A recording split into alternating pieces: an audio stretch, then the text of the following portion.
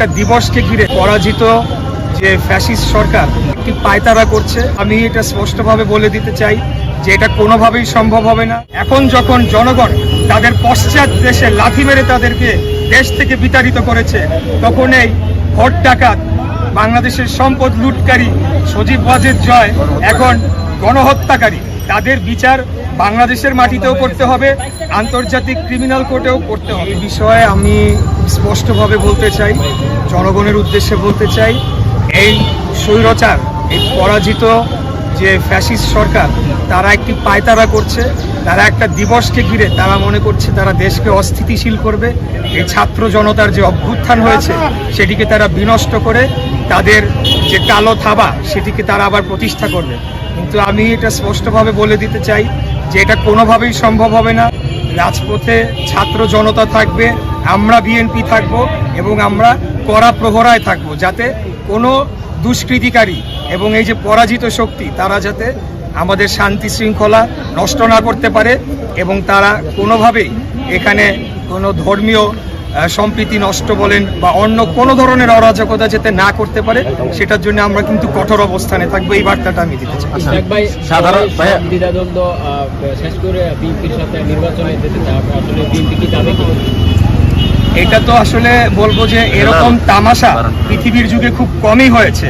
তারা যে ধরনের অত্যাচার, নির্যাতন, নিপীড়ন করেছে, আমাদের নেত্রীকে যেভাবে কষ্ট দিয়েছে, যেভাবে গুম খুন হত্যা করেছে, এখন যখন জনগণ তাদের পশ্চাৎ দেশে লাথি মেরে তাদেরকে দেশ থেকে বিতাড়িত করেছে, তখন এই ভোট ডাকাত বাংলাদেশের সম্পদ লুটকারী সজীব ওয়াজেদ জয় এখন গণহত্যাকারী। তাদের বিচার বাংলাদেশের মাটিতেও করতে হবে, আন্তর্জাতিক ক্রিমিনাল কোর্টেও করতে হবে, করে তাদেরকে ধরে এনে বাংলাদেশে শাস্তি দেওয়া হবে।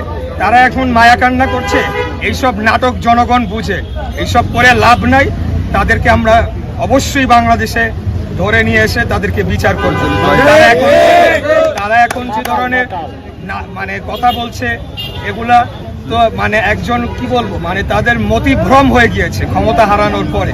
এই জন্য তারা এক এক দিন এক এক কথা বলছে। এখন তারা সম্প্রীতির কথা বলতে চায়। তো এত বছর কি করেছে, আমরা এত বছর কি বলেছি? এত অত্যাচারের পরেও আমরা বারে বারে বলে গিয়েছি যে আমরা গণতন্ত্র চাই, আসেন আলোচনায় বসি। গত নির্বাচনের আগেও প্রস্তাবনা এসেছে, কিন্তু তখন তাদের অহংকার, তাদের দাম্ভিকতা, যেন তারা হাজার হাজার বছর বেঁচে থাকবে এবং এই দেশটা তারা হাজার হাজার বছর তাদের বাবা দাদার সম্পত্তি তারা ফেরাউনের মতো আচরণ করেছে। এখন যখন চলে গিয়েছে, 2 দিনের মাথায় এখন তাদের সম্প্রীতির কথা মুখ থেকে বেরিয়েছে। এই ধরনের তামাশা আর যাই হোক, বাংলাদেশের জনগণ বিশ্বাস করে।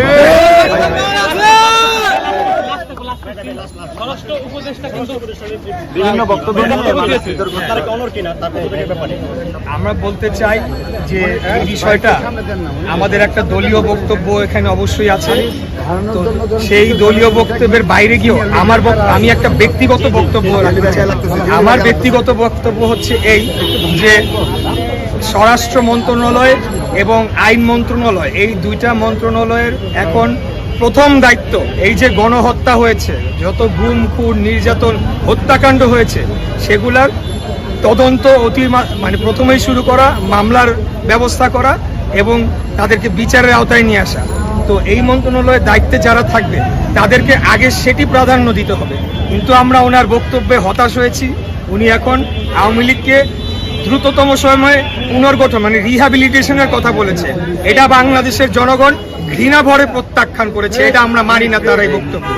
দ্বিতীয়ত, উনি বলেছেন যে রাজনীতি আগামী দিনে করা কষ্টকর হয়ে যাবে। এই বক্তব্যের সাথেও আমি অত্যন্ত জোরালোভাবে দ্বিমত পোষণ করছি। ওনার যদি বক্তব্য থাকে যে অপরাজনীতি বা চাঁদাবাজির রাজনীতি, সন্ত্রাসের রাজনীতি, তাহলে সেটা বলা উচিত ছিল যে আগামী দিনে সেই সকল অপরাধমূলক কর্মকাণ্ড করা কঠিন হয়ে যাবে। কিন্তু তিনি যে ভাষায় বলেছেন তাতে মনে হচ্ছে রাজনীতিবিদদের উপর ওনার ক্ষোভ রয়েছে, উনি রাজনীতিবিদদের শায়েস্তা করতে চাচ্ছেন। তাহলে যে এত সংগ্রাম, এত জীবনদান, এত আন্দোলনের পরে আমরা কি আওয়ামী লীগ যে অবস্থায় বাংলাদেশকে বিরাজনীতিকরণের দিকে নিয়ে গিয়েছিল, তার চেয়েও বড় স্বৈর শাসককে কি আমরা এনে ক্ষমতায় বসিয়েছি? অতএব এটাও জনগণ মানে না। আমার বিশ্বাস যে ছাত্র জনতা, বাংলাদেশের জনগণ ওনাকে প্রত্যাখ্যান করেছে। ওনার উচিত হবে দ্রুততম সময়ে পদত্যাগ করে চলে যাওয়া। কারণ ওনাকে কেউ ভোটে জেনে ক্ষমতায় বসায় নাই, ওনাকে একটা অন্তর্বর্তীকালীন দায়িত্ব দেওয়া হচ্ছে। আমি ব্যক্তিগতভাবে ওনাকে খুব পছন্দ করতাম, ওনার টক শো এবং বিভিন্ন বিশ্লেষণমূলক কথাবার্তা আমি শুনতাম, ভাল লাগতো। কিন্তু ইদানিং ওনার বিভিন্ন বক্তব্যের কারণে আমরা মর্মাহত হয়েছি এবং আমরা দাবি জানাচ্ছি, জোরালো দাবি জানাচ্ছি, উনি অতি দ্রুত পদত্যাগ করে উনি এখানে অন্য উপযুক্ত কাউকে বসানো হোক, যারা প্রথমে এই গণহত্যা, আওয়ামী লীগের এই হত্যা বিচারের দায়িত্বটা আগে পালন করবে। আমরা এরকম একজনকে চাচ্ছি, আমরা এমন কাউকে চাচ্ছি না যিনি তলে তলে আবারও আওয়ামী লীগ সেই স্বৈর শাসন প্রতিষ্ঠা করার জন্য। বিচার চাই, বিচার চাই।